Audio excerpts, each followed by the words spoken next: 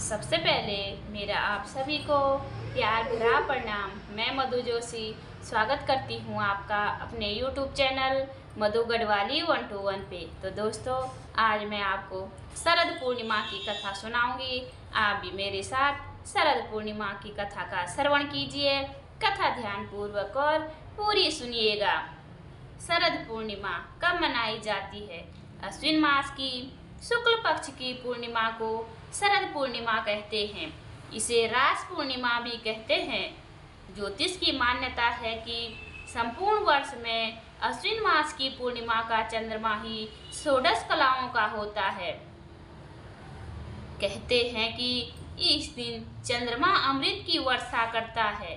शरद पूर्णिमा के दिन शाम को खीर पूरी बनाकर भगवान को भोग लगाएं। भोग लगाकर खीर को छत पर रख दें और रात को भगवान का भजन करें। चांद की रोशनी में सुई फिरोएं। अगले दिन खीर का प्रसाद सबको देना चाहिए। इस दिन प्रातःकाल आराध्य देव को सुंदर वस्त्र आभूषण से सुशोभित करें। आसन पर विराजमान कर गंध, अक्षत, पुष्प, धूप, दीप, नैवेद्य, तांबूल, सुपारी, दक्षिणा आदि से पूजा करनी चाहिए। पूर्णिमा का व्रत करके कहानी सुननी चाहिए। कथा सुनते समय एक लोटे में जल, गिलास में गेहूं, दोनों में रोली तथा चावल रखें।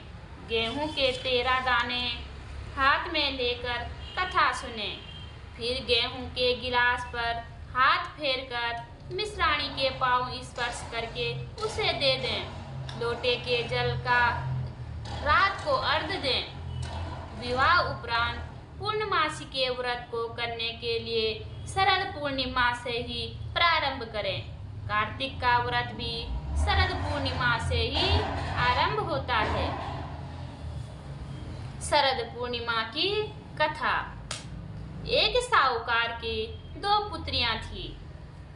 दोनों पुत्रियां पूर्णिमा का व्रत रखती थी, परंतु बड़ी पुत्री पूर्णिमा का व्रत करती थी और छोटी पुत्री अधूरा। परिणाम यह हुआ कि छोटी पुत्री की संतान पैदा होते ही मर जाती थी।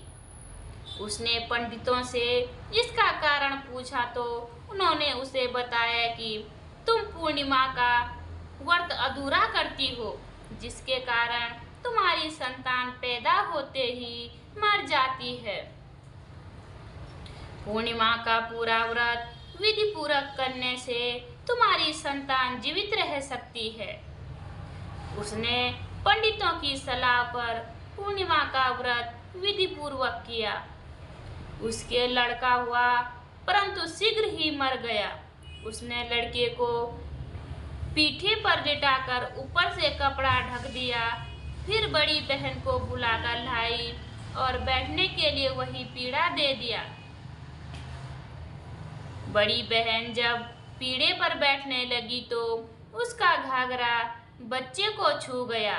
बच्चा घाघरा छूते ही रोने लगा।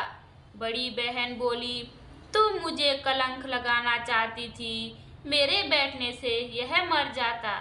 यह छोटी बहन बोली, यह तो पहले ही मरा हुआ था, तेरे ही भाग्य से यह जीवित हो गया है। तेरे पुण्य से ही यह जीवित हुआ है। उसके बाद नगर में उसने पूर्णिमा का व्रत करने का ढिंढोरा पिटवा दिया।